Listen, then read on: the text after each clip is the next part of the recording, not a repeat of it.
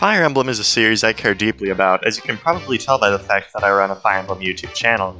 However, there's one game that I consider to be better than the rest, and that is Fire Emblem Binding Blade. As a side note, I'll be using footage from a randomizer since I don't have footage of a vanilla Let's Play. To explain why I think it's the best, I'll divide the video into 3 sections: simple, yet deep gameplay, the cast of characters, and acknowledging the game's criticisms. Going forward, keep in mind that this is all just my opinion. With that, let's get into it. The first reason I think it's the best is because of its simple mechanics that make it very easy to play and get into. A lot of Fire Emblem games have so many things to consider, like reclassing, random enemy skills that can completely negate your strategy, how to tackle multiple map objectives like defend or rout the enemy, etc, etc. However, Binding Blade is a simple game. What you see is what you get with character stats, and there's only one map objective: Seize. However, that doesn't mean the game can't be deep. Fire Emblem 6 is an incredibly movement-based game because of the rescue mechanic and large maps with multiple objectives and many ways to handle them. This allows for a large amount of player creativity in how to handle a map. Take Chapter 7 for example. There are multiple towns to visit, 3 units to recruit, and reinforcements on the way, so it's up to the player to figure out how to get all of that done in a reasonable time frame before the Silver Lance Paladins arrive from behind. This might sound like a daunting task, but with your simplistic toolbox, you can find many ways to go about doing this, without having to worry about enemies proccing a random Luna or snipers chipping you down with Poison Strike.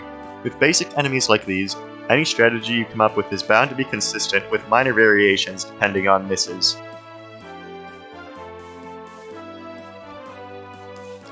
Also, since there is no reclassing, each unit is unique in their class. Using the same map as an example, they are very strong wyverns, and the best way to deal chip damage to them is to use your own bow-locked units. Now in other Fire Emblem games you could reclass another, stronger unit to a sniper for this specific situation. However, that isn't an option in this game. This allows bad units like Wolt or Dorothy to shine, or you'd have to bring Sue, who would be severely underleveled at this point in the game. However, because of the archer's low movement, you would need to use your Cavalier units or Shauna to shuffle them around and keep them safe. However, to deploy these archers, you would need to bench some units that might be better at dealing with other enemies for this chapter just to deal with a few wyverns, making which units you choose to deploy a meaningful choice. It isn't just this map either. Take Chapter 11a for example. There are houses with great rewards that can be stolen by bandits all over the map, and 3 new playable characters spawn on this map, 2 of them starting off as enemies. There are also several ways to deal with it, like going to the breakable wall, flying your units over the wall using your rescue with flyers, but since you only have 1 flare at this point, any unit you drop over there would have to survive on its own for a while. Or you could split up your army to deal with all the objectives at once, but this would cause your core army to be weaker. Then there's Chapter 21, where there are 2 paths you could take where you could deal with wave after wave of reinforcements. Or you could low deploy the map and apply a small elite squad over the reinforcement zone, but you might not have enough power to break through the enemies at the end of the map. So while all the maps in the game are Seize maps, this doesn't mean maps lack variety. Almost every map has a unique way of challenging the player without needing different main objectives each time. So while Binding Blade lacks the innovations of many games in the series, it also means you'll never get Wrath Vantage crit by a final boss after you've just spent an hour playing a map.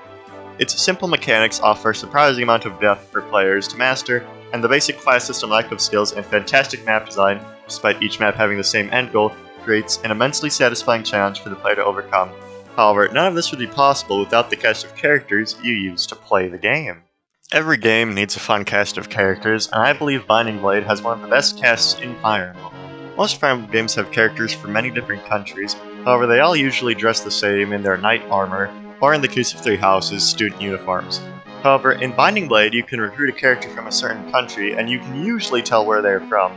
With the Native American-inspired design of Sakei, the uptight fancy uniforms of Yachuria, or the big brutish design of Gonzalez, this leads to an incredibly diverse cast of characters, most with beautiful designs. Binding Blade was also the first game in the series to have a fully realized cast of characters, each having unique supports, and I find many of them to be well written.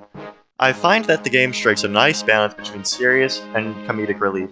For example, Gonzalez is an incredibly stupid dude, so you just expect him to act silly while Funny Footsteps plays in the background. But he has a very heartwarming support with Lilina, the first person who showed him kindness, where he tries to give flowers to her.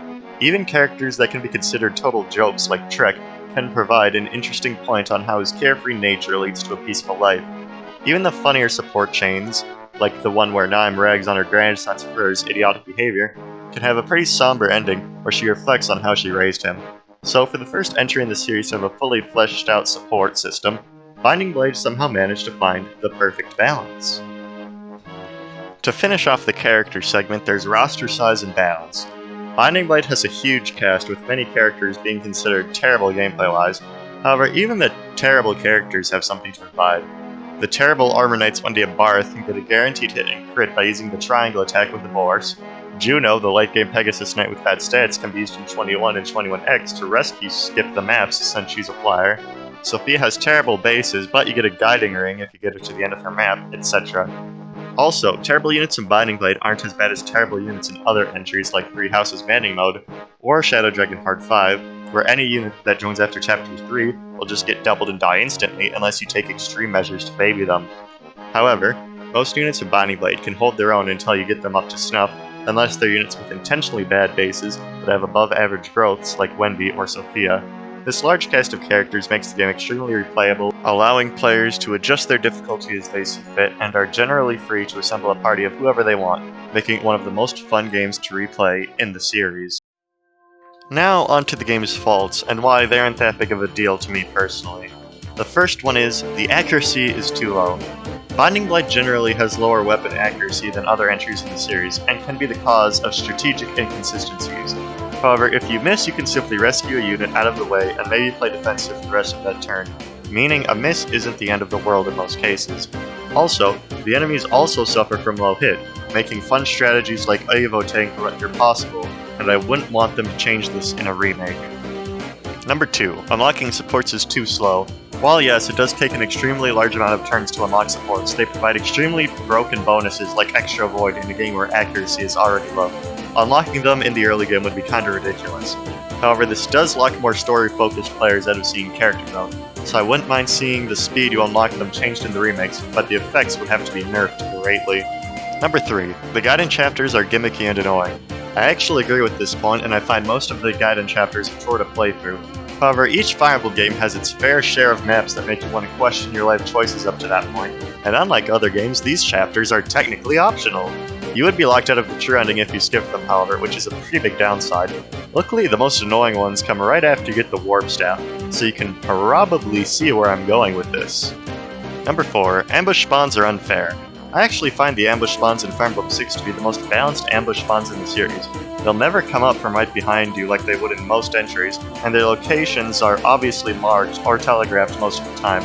In a map like Chapter 21, you can see that the spawn zone is very far away from where they actually trigger the reinforcements, meaning you can attack the next turn without having all your units die on enemy phase when they suddenly appear.